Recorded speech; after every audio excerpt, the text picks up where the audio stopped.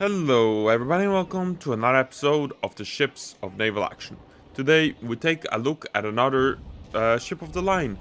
We take a look at HMS Implacable. HMS Implacable was a 74-gun third-rate ship of the line of the Royal Navy. Originally, she was the Duguay Twin, launched in 1800 by the French. She is a Temeraire class, one of two in naval action. The other one being the Redoutable. So, the Implacable. She was originally named Duguay Toron, as I mentioned, and she was constructed in 1794. However, 1795, the construction was interrupted. During that time, there was a bit of a French business going on. It wasn't going too smoothly in France, with a bit of a revolution. In 1797, however, she was finally laid down, and in Rochefort, in 1800, she was launched. So she is a Napoleonic era ship, and on the 22nd of November 1802, she would, under the Captain Claude Touffet, sail towards Santo Domingo. However, the squadron found itself located in Cap François, and didn't get much much past that, until after a successful sortie in the dark, they would make a run for it. The squadron, which she was present or a part of, consisting of the Guerriere and Duecrescen, and they would escape. However, the Dequesne, whatever that name is, would be captured by the British.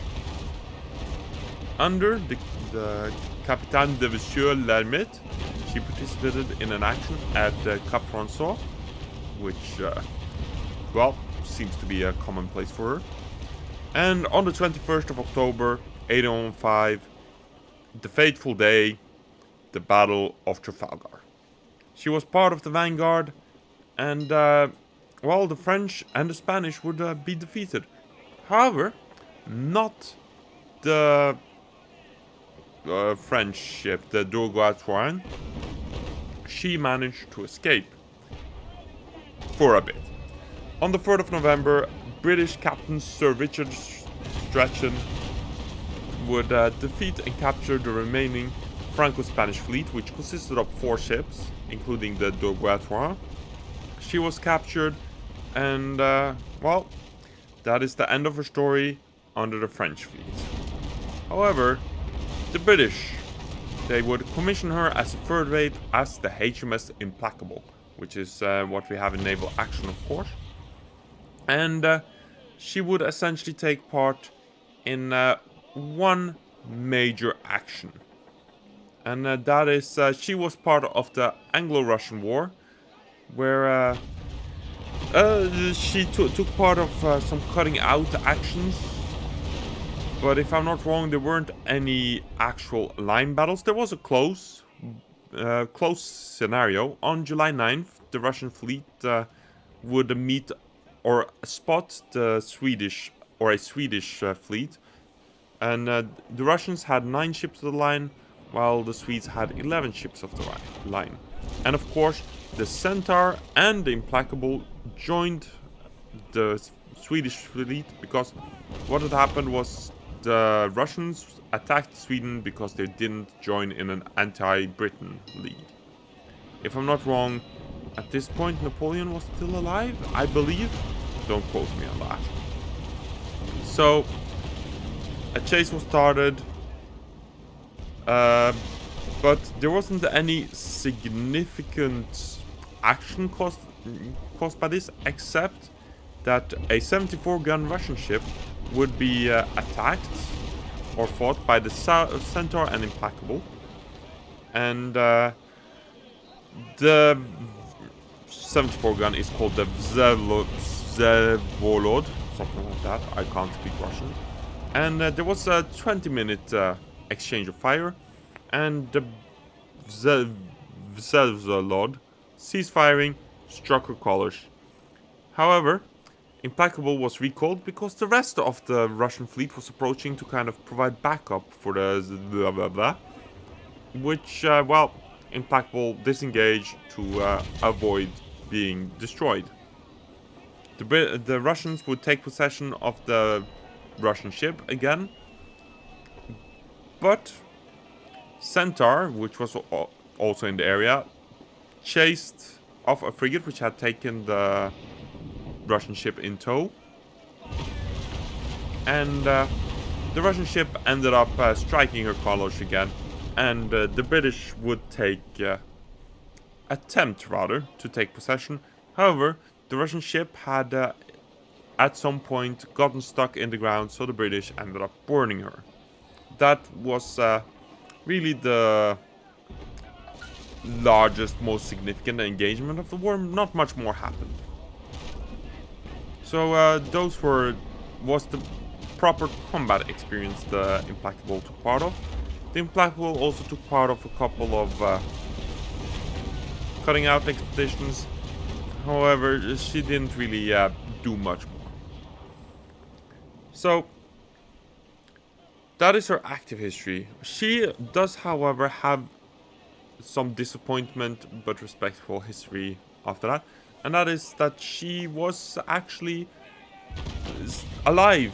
She was still floating until after the Second World War. However, for some reason, and this annoys me, on the 2nd of December 1949, what happened? Well, the British scuttled her. At the time, she was the oldest ship still afloat, the second oldest ship still the second oldest ship. Yeah, I believe second oldest ship still afloat, but definitely second oldest ship in the Royal Navy after HMS Victory. Had things gone differently, we could have visited the Implacable today. But no, Victory is the only surviving ship of the line in the world, I believe. Not many frigates either, there are a couple. And that's sad, I would have loved to visit the Implacable. But it is what it is. Anyways, following that, we have the Implacable in Naval Action. What is she? Well, she is a heavily armed ship. She can carry 36 pounders, 18 pounders I believe, and 9 pounders. So she has a lot of guns, a lot of power, firepower. She is a 74 gunner, but she can carry more than 74 guns on board, because you know how it is, what it's rated for is not necessarily what they're actually carrying. So in effect, she is carrying more than 80 guns on her broadsides, I believe, which is pretty impressive. She is also Temeri design, so I think she is a decent looking ship. She is, however, third rate, so despite having a lot of guns, she only gets 640 crew, I believe, which is not a lot for you know, the size of her armament, basically. But she has a powerful armament, and if you're only fighting one side, it's more than fine. And even if you're fighting both sides, you know, it'll be fine. You can have some additional crew equipment stuff and such. She is a good-looking ship, 74 guns. That falls around my favorite in terms of look. She has good sailing characteristics. She is pretty looking, and well, she has the honor of having fought at the Battle of Trafalgar, and that covers the Implacable in short, I think. So, I do hope you all enjoyed. Be sure to leave a like, subscribe, and all of that. I'll catch you guys in the next one. Bye.